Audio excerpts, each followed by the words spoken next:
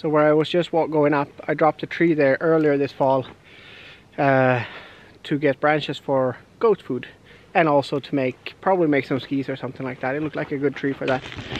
And I forgot that I had taken all the branches off of the tree already. But the hunt for goat food still continues. It's not really a hunt. I have another tree that I took down a little bit further away, where I'm starting to take down the trees for next year's firewood. And it's a spruce tree. We love spruce branches. They prefer pine branches, but spruce branches are what's on the ground, so I'm gonna go and pick that up and give them some food. I'm just at the spot that I told you about, that I took down a spruce tree. Plenty of spruce branches laying around. That is an extra good snack for the goats, and they actually keep warmer by eating this sort of grovfoder. It's a Swedish word, no idea what the English word is, but the things that take a little bit more effort to break down in their stomachs, and that helps them to keep warm. It's about minus 22 out right now today, and it's gonna be the same tomorrow, and during the night it's probably gonna drop to being colder. So it's nice to give them a little bit extra here and there. They're doing super good as it is, but it's always nice to give them some extra. And I have it laying on the ground, so why not?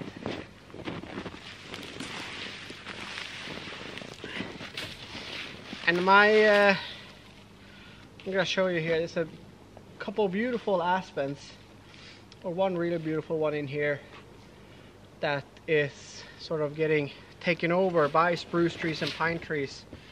So they're taking all this casting shadow all around this tree, and I would like to give more possibilities for this big beautiful aspen to grow even more. But my goal with this video is not necessarily to show you what sort of extra feed I'm giving the goats, but it has to do with these. The gloves that get the praise. The Fält guide glove from Hestra, a Swedish brand. I'm not going to go into the details of these gloves. If you're watching this as a review, you're probably seen these gloves covered in a lot of different videos where they go over all the specs and everything. I thought I'll just throw my 2 cents in there. These gloves I bought 2.5 years ago, roughly, and I don't know if you can see it, but I've had to stitch one finger. I haven't stitched this one yet. 2 fingers. I have a hole in the palm here. I've had to stitch another finger on the other glove as well, and the thumb here is wearing out completely, and there's a crack here as well in the seam. And these are gloves that I've taken care of as you should, in the way of not letting them dry, or not letting them be too close to a heat source, and making sure I put the proper fat on them and things like that, but they still seem to fail. The inner glove, this should be a very fluffy type of inner glove.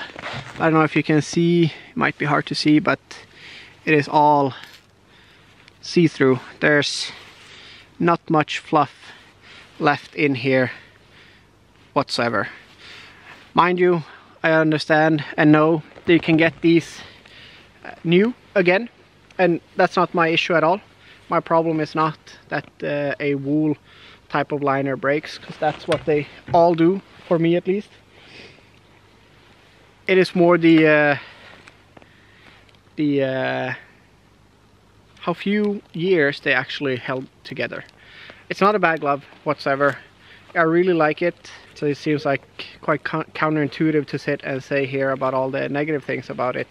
I really do like it, but from a day-to-day work, with everything from doing what we do today, to working with dogs, to cutting firewood, during hunting season, all of these things,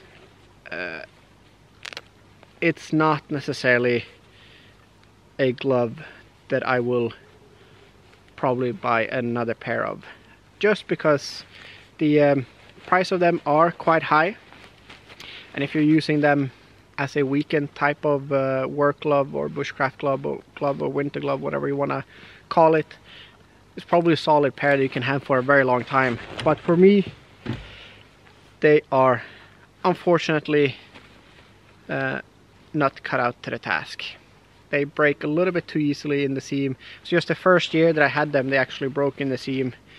You see here in the palm, maybe you see it there.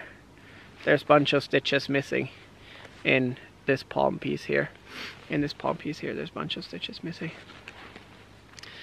Like I said, it's a weird one to talk about, because I really do like them.